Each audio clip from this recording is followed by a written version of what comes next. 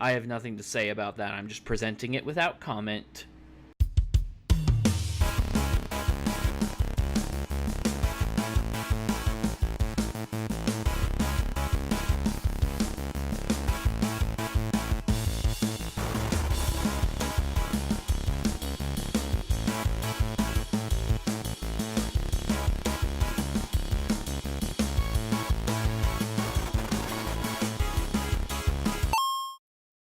I have a pretty interesting relationship with Valve.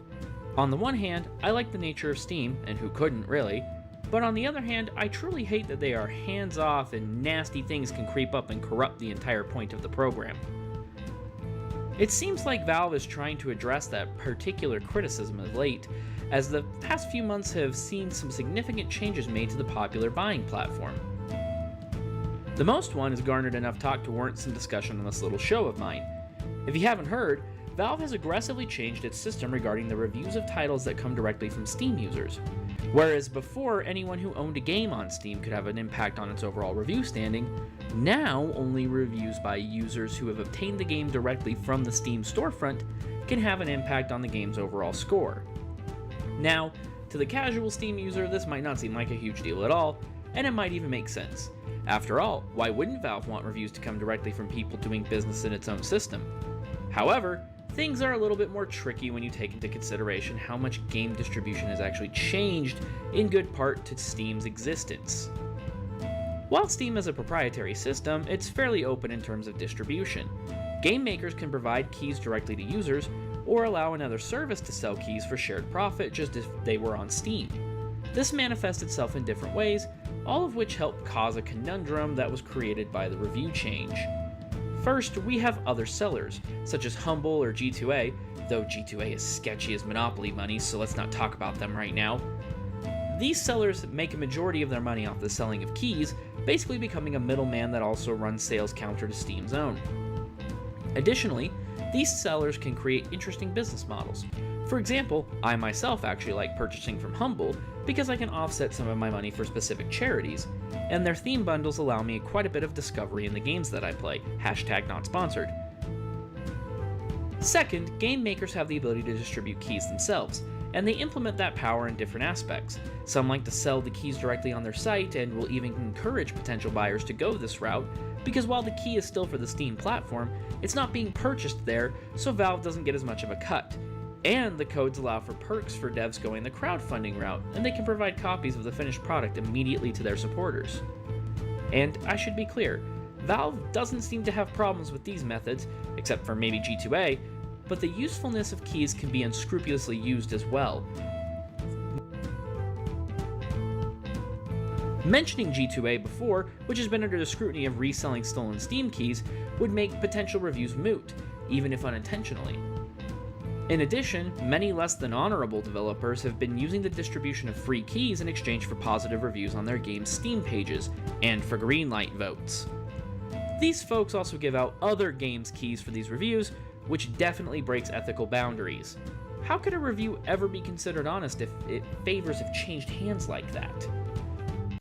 With this in mind, it does indeed make great sense why Valve may want to put a stop to all of this. User reviews are the only feedback seen at first glance on a store page and become incredibly important to a good number of Steam users, especially those less dedicated and don't live on the pages all the time. The idea that these reviews can be compromised hurts Steam's reputation, and with refunds in place, it could potentially hurt the bottom line too. But, and of course there's a but, this does also create a problematic scenario for the non-damaging users and providers too. Right out of the gate, this hurts people who seek to use crowdfunding to get their games made. Every campaign I've ever seen for a game obviously offers a copy of the game, generally in the form of a Steam key out of convenience. All of these supporters basically find themselves locked out of effectively advocating for the game they supported in the most important sales form in PC gaming. Naturally, some developers are pretty skeeved off by losing some of their most reliable supporters. some claiming as high as around 16,000 players simply unable to impact the score of the game. And there's quite a bit of credibility to these fears. Think about how many Steam darlings began as Kickstarter or Indiegogo projects. Imagine how many of those wouldn't go on to be huge successes with their own fans, pushing the word of mouth higher with positive user reviews. Now, I do feel compelled to stop myself from getting too disingenuous. Let's re-establish order here and remind everyone that Kickstarter and the like are not storefronts like Steam. If you give your money to a campaign, you are doing so on at least a semblance of faith. The best crowdfunders will create a compelling reason for you to invest before you even consider doing so, such as a proof of concept. But it is, ultimately, still on faith. This is actually one thing that could be taken from the change of the reviews, the removal of people disappointed in a Kickstarter project. For example, Steam Spy compiled a detailed account of the games most impacted by the new rule change, and Mighty No. 9 was on it. The game's score before the change went into effect was 52, with 1,577 reviews impacting it. After the change, the game's score increased to 60, with only 905 reviews impacting it. Now, I'm not all of a sudden going to defend Mighty No. 9, we all know how that game turned out, but one could easily entertain the possibility that at least some Kickstarter backlash fell off in these reviews, bringing up the overall score. Now, this isn't necessarily a good thing, since these games can have all kinds of valid reasons to get low review from backers, but it helps weed some of the less useful ones out. That said, even if you took crowdfunding off the table, you'd still have plenty of users buying directly from the game makers, and plenty of communities forming outside of Steam. In fact, as Kotaku pointed out, Valve once encouraged this practice with Steam Greenlight, advising potential greenlighters to reach outside the confines of the Steam platform to attract support. What happens to these people with this situation? Now, developers have to decide to either take the better deal going direct, or chance going through Steam and hoping good reviews and word of mouth net more sales. And that's where things really start to break down too, because this can heavily discourage the use of other valid retail outlets, even inadvertently, since those purchases won't be able to review either. With that in mind, this could even be an anti-competition issue, and those tend to not go over well.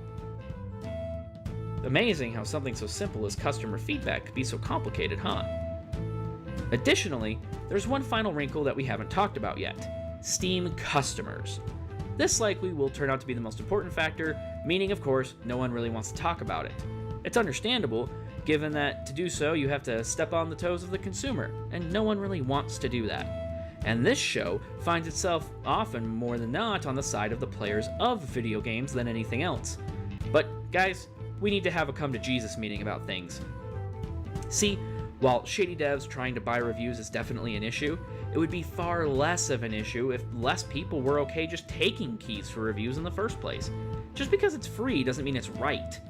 Plus, the idea of review bombing is very real among the Steam community.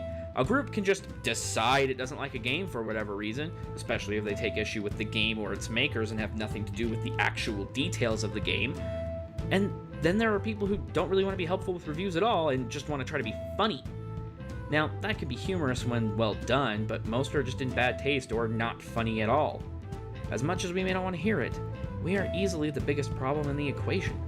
Users have all the real power when it comes to these reviews, but they are also the ones that Valve just can't bring to heel without inviting ridiculous levels of backlash, since at some point a huge swath of gamers decided that being told they may not be able to do a thing makes them Rosa frickin' Parks or something. I'm not a man without solutions, however, and I'd like to make a suggestion about how to do these user reviews going forward. Move them. No, really. Instead of having the user reviews appear as one of the first pieces of information on my store page, move them and put other information, such as sales in a certain window of time, or how many users have looked at it or put on a wish list, or even a select few reviews picked by the developer as opposed to a metric score. For user reviews themselves, place them in the discussion session or create a whole new section for them. It means it's still fairly available. I mean, I find myself looking at the discussion tab anyway, since I can find out more about a game's features there, like, for example, what partial controller support actually means. Having its own tab, alternatively, could potentially highlight user reviews even more, as they would have their own focus. But Valve, if you are hearing this, might I make an even bigger suggestion? Instead of doing what you have been doing, that is, taking a sledgehammer to the rotted wall inside the house without telling anyone, how about about trying to treat the source of the rot before it infests the entire wall? Yeah, I know, that would require interfering with your mission statement of letting the community take care of itself. Real talk, though, it's about time to stop pretending all the members of the community, developers and users alike, are as altruistic about this as you are.